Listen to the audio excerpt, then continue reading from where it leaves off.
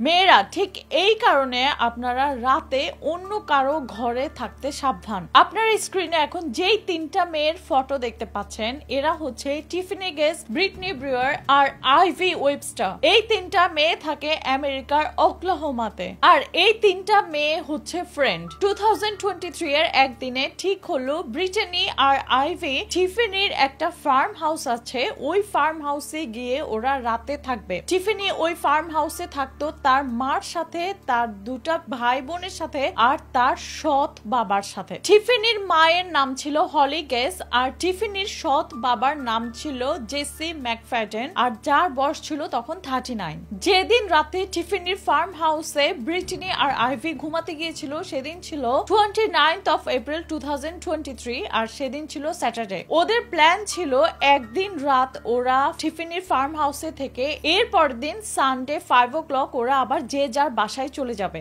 এরপর সানডে সকালে ব্রিটনি আর আইভি ওরা ওদের ফ্যামিলিকে যোগাযোগ করে জানায় যে ওরা সেদিন সকালবেলা লোকাল একটা সুইমিং পুলে সুইমিং করতে যাবে। এরপর সানডে বিকেল বেলা চলে গেলেও ব্রিটনি আর আইভির ফ্যামিলি ব্রিটনি আর আইভির সাথে কোনো রকম যোগাযোগ করতে পারেনি। সানডে অনেক রাত হয়ে যাওয়ার পরেও আইভি ওর বাসায় না যাওয়ার কারণে আইভির ফ্যামিলি তখন পুলিশের কাছে রিপোর্ট করেছে ওদের মেয়ে মিসিং। আর ব্রিটনির মা বাবা মানডে মর্নিং এ পুলিশের কাছে রিপোর্ট করেছে কারণ ওরা দেখেছে সানডে রাত পুরোটা চলে গিয়েছে, ব্রিটনি এখনো বাসায় আসেনি আর ওই স্কুলেও যায়নি। তখনই ওরা পুলিশের কাছে রিপোর্ট করলো। এই দুটো মেয়ে মিসিং রিপোর্ট হওয়ার পর তখন এই দুটো মেয়ের ফ্যামিলি রিয়েলাইজ করলো যে ওরা ওদের মেয়েকে কার ঘরে পাঠিয়েছে রাতে ঘুমানোর জন্য। টিফানির সৎ বাবা জেসি যখন 19 years old এর ছিল তখন সে একটা মেয়েকে অ্যাসাল্ট করেছিল আর ওই মেয়েকে অ্যাসাল্ট করার কারণে টিফানির সৎ বাবার 20 years এর প্রিজনও হয়েছিল। যদিও ওর 20 years এর প্রিজন হয়েছিল, ওর প্রিজনের মধ্যে গুড বিহেভিয়ারের জন্য 17 years পর ও প্রিজন থেকে রিলিজড হয়ে যায়। প্রিজন থেকে বের হওয়ার পর জেসির হলির সাথে পরিচয় হয় আর ওরা একটা পর্যায়ে বিয়েও করে। কিন্তু ওই সময় টিফানির মা হলির কোনো আইডিয়াই ছিল না যে তার হাজবেন্ড কত ভয়ঙ্কর একটা মানুষ। হলি যখন জেসিকে বিয়ে করেছিল তখন তার টিফানি সহ আরো দুটো ছেলে মেয়ে ছিল।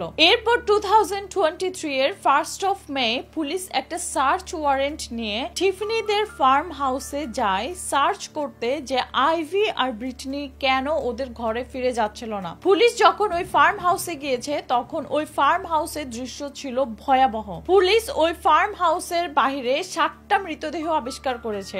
এর মধ্যে 6টা মৃতদেহের মাথায় 1টা থেকে 3টা করে গুলির আঘাত ছিল আর মৃতদেহগুলো এমন ভাবে পড়েছিল যে দেখে বোঝা যাচ্ছে যে কেউ একজন মৃতদেহগুলো এখানে টেনে এনে রেখেছিল। ওই মৃতদেহগুলো ছিল টিফানির বাকি দুজন ফ্রেন্ড ব্রিটনি, আইভি, টিফানির মা হলি আর টিফানির বাকি যে দুজন ভাই বোন ছিল তাদের। এরপর পুলিশ ফার্ম হাউসের ভিতরে ঢুকে দেখে যে ওই ফার্ম হাউসের ভিতরে আরেকটা মৃতদেহ আছে, সেটা হচ্ছে টিফানির সৎ বাবা জেসির। আর পুলিশ এটা বুঝেছে জেসি নিজের মুখের মধ্যে বন্দুক ঢুকিয়ে গুলি করেছিল। ব্রিটনি আর আইভির মৃতদেহ অটোপসি করার পর জানা যায় যে মৃত্যুর আগে ওদেরকে অ্যাসাল্ট করেছিল, এরপর কেউ গুলি করে মেরেছে। ধারণা করা হচ্ছে জেসি ব্রিটনি আর আইভিকে অ্যাসাল্ট করে গুলি করে মেরেছে।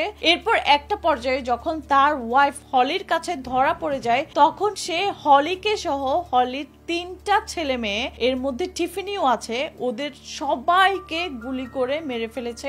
এরপর ও যখন নিজে বুঝেছে ওই সিচুয়েশন থেকে বের হতে পারবে না তখন সে নিজেকে নিজে শেষ করে দিয়েছে। টিফানির সৎ বাবা জেসি প্রথম থেকেই ছিল একটা ভয়ঙ্কর মানুষ, যেটা ওদের কারো আইডিয়াই ছিল না। জেসি যদি প্রিজন থেকে আর্লিতে রিলিজড না হতো তাহলে মেবি এই দুর্ঘটনাটাই কখনো ঘটতো না। তাই আমার এই ভিডিওটা আপনারা যারা দেখছেন, আপনি নিজে আপনার ভাই বোন বা আপনার ছেলে মেয়েকে আপনারা রাতে কোথায় অন্য কারো বাসায় থাকতে পাঠাচ্ছেন সে বিষয়ে অবশ্যই সতর্ক থাকবেন। তো আমার ভিডিওটা ভালো লাগলে আর অন্য মানুষদেরকে সতর্ক করতে হলে অবশ্যই শেয়ার করবেন। আমার পেজে নতুন হলে পেজটা লাইক এন্ড ফলো করবেন। আমার একটা ইউটিউব চ্যানেল আছে যার নাম হচ্ছে শবনম ব্লগস। আপনারা আমাকে ইনস্টাগ্রাম এন্ড টিকটকেও পেয়ে যাবেন শবনম ব্লগস নামে সার্চ করে।